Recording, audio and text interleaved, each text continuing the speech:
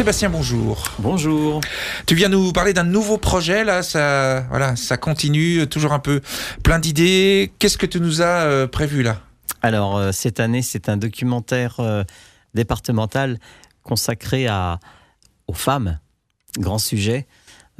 Pourquoi les femmes ? Parce que, en fait, je me suis rendu compte qu'il y avait besoin d'avoir des témoignages, puis d'entendre des femmes sur différentes générations et des femmes qui vivent dans les Deux-Sèvres pour entendre parfois leur vie, ce qui s'est passé il y a 60 ans auparavant et la vie d'aujourd'hui.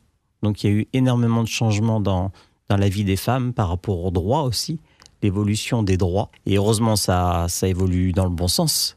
Et c'est un film où très, très émouvant, il y a beaucoup d'émotions, puisqu'on écoute des témoignages. J'ai 11 portraits de femmes, donc de Sévriennes. Voilà, donc c'est important de les entendre. Comment est-ce qu'elles ont été choisies ? Est-ce qu'elles se sont manifestées d'elles-mêmes ? Toi, tu allais les repérer, leur demander de venir ? Comment ça s'est fait ? Alors, c'est un film qui est soutenu par le CIAS, le Centre intercommunal d'action sociale de Saint-Mexan-l'École.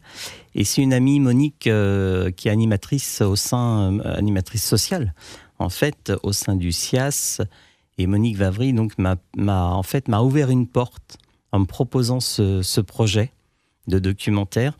Et elle avait déjà 2-3 contacts des femmes qui avaient envie de s'exprimer, de raconter leur vie, leur parcours. Donc en fait, à partir de là, j'ai démarré avec une première rencontre, Paulette qui vit à la crèche. Et après, ça s'est continué avec d'autres femmes sur d'autres secteurs jusqu'à la Motte Saint-Héret et même à Niort. D'accord.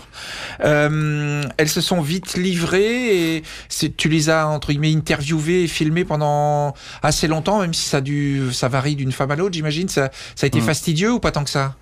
C'était très simple et très facile. C'était vraiment un tête-à-tête d'interview. Moi, j'avais des questions et naturellement, j'abordais au feeling aussi. J'ai demandé des choses et c'était spontané. Toutes ont joué le jeu et naturellement, et elles ont pu évoquer des choses très personnelles.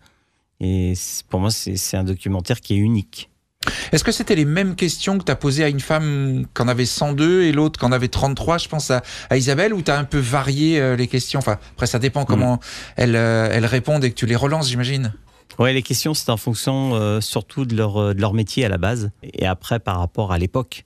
Parce que quand on évoque les débuts de la machine à laver avec une manivelle à la main, où j'ai rencontré une couturière justement qui a eu les premières machines, passionnée de couture, première machine à coudre, ça n'a rien à voir avec une femme de la génération d'aujourd'hui qui va parler plutôt de ses métiers, différents métiers, plusieurs jobs et aussi voyager, le lien entre le travail et le fait aussi de gagner de l'argent pour aussi s'offrir des loisirs et voyager, que la génération d'autrefois ne partait pas en vacances.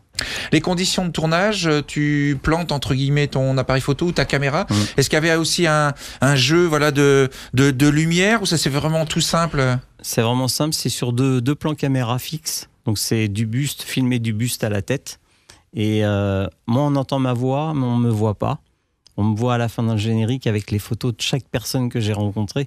Mais c'est avant tout vraiment, c'est très intime dans le sens où c'est du gros plan, buste pour avoir vraiment la personne au cœur de l'émotion et d'être au plus proche de la personne pour l'écouter et rentrer dans sa vie. C'est un exercice que tu as bien maîtrisé parce que tu l'as pas souvent fait, ça. Tu réalisais, mais là, c'est vraiment quasi ce qu'on fait là, c'est de la pure interview. T'as assez maîtrisé, ça allait. Il y a eu des petits moments de doute, peut-être, à des moments ou pas forcément ? Non, ça s'est bien passé parce que ce qui était important, c'est surtout d'avoir des personnes qui puissent me raconter des choses et sans tourner autour du pot, comme on dit, autour de la question, parce que c'est important de s'exprimer et de dire s'il y a des choses qui ne vont pas, il faut le dire. S'il y a des choses, il y a des regrets, on parle des regrets. On parle souvent du permis de conduire. Il y a beaucoup de femmes dans les années 70, 80 même, qui n'ont pas passé le permis. Et voilà, il y a des regrets, il y a le fait peut-être des femmes qui n'ont pas pu voyager, des femmes elles ont eu beaucoup d'enfants. Donc quand on a beaucoup d'enfants, on passe sa vie, on consacre sa vie aux enfants. Et là aujourd'hui c'est différent, on passe quand même du temps aujourd'hui en 2025 à chercher des loisirs. C'est différent. Il y a des choses complètement différentes. Puis la vie était très dure pour elle n'avait rien. Voilà, il fallait tout demander. Elle n'avait rien pour elle. Il faut se remettre aussi dans le contexte que là, nous, voilà, on n'a forcément pas connu ça, heureusement, mais pour elle, c'était voilà, métro, boulot, dodo, quoi. C'était. Et quand on rencontre des femmes qui ont travaillé dans des exploitations familiales, dans le monde de l'agriculture, où déjà les parents étaient là, et quand arrive la majorité, c'était à 21 ans à l'époque. Il fallait travailler à la ferme. Voilà, j'ai eu beaucoup d'exemples sur ces expériences de vie à la ferme et de ne pas avoir de loisirs, etc.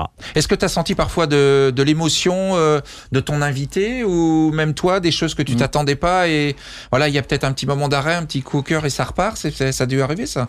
Ah oui, mais oui, c'est vrai, parce que c'est des choses quand même assez personnelles qu'on me délivre comme ça en l'espace de 8 à 15 minutes à chaque fois quand j'enregistrais une interview. Et c'est vrai que je me disais quand j'entendais ces mots ou ces parcours, je me disais, ah oui, ça a quand même existé, c'est vrai, oh là là. Je dis heureusement que ça a changé et dans le bon sens parce que c'était quand même pas évident et pas facile. Un focus sur Isabelle Barraud, elle a la trentaine. Tu nous la présentes un petit peu, qui elle est et ce que tu as pu aussi, ce qu'elle t'a confié peut-être un petit peu juste sur elle. Alors Isabelle Barraud, moi je la connais depuis qu'elle a tourné dans quelques-uns de mes films en actrice de complément et je la suis énormément sur les réseaux sociaux parce qu'elle a fait beaucoup de choses sur le Niortais et elle est aussi officier de réserve à la DMD à Niort et elle est aussi engagée auprès de la Croix-Rouge. Et Isabelle, c'est une girl power. C'est une touche à tout. Et elle a justement, dans son parcours, quelque chose d'assez inédit parce qu'à 14 ans, elle est partie quand même au Mexique toute seule. Et c'est pas courant. Et elle me raconte énormément de choses sur le combat des femmes. On a parlé de Maria Montessori ensemble, qui était la 3e médecin en Italie à se battre pour obtenir son statut et son diplôme de médecin. Et donc c'est une vraie passionnée. Moi j'adore Isabelle dans tout ce qu'elle dit dans le documentaire et on me le dit à la fin des projections. On me dit, la jeune fille là, qu'est-ce qu'elle parle bien. C'est vraiment chouette de pouvoir s'exprimer comme ça et de dire les choses. Elle a aussi beaucoup de vécu, elle est plus jeune, donc elle a un autre regard dessus. On termine, Seb, qu'est-ce qu'on peut dire? Bon là j'ai les dates, la salle, tout ça. Si on veut venir, qu'est-ce qu'on peut dire pour motiver les gens? C'est vraiment des parcours de vie, peut-être des choses qu'on n'a jamais entendues, des choses oubliées aussi, c'est ça? C'est ça, des choses oubliées, c'est important de les entendre. Et il y a peut-être beaucoup de personnes qui vont venir voir le film et qui vont se dire, ah oui, alors ça, ma mère, elle l'a vécu. Ou à l'inverse, moi je l'ai vécu, mes grands-parents. Il y a forcément dans une famille des liens ou des choses qui sont en rapport, en lien avec la vie de chacun, mais c'est surtout aussi selon les métiers. Parce que tout le monde n'a pas vécu dans une exploitation familiale, tout le monde n'a pas eu une maman médecin. Enfin, c'est selon chacun la façon dont on a été élevé, l'éducation et la famille.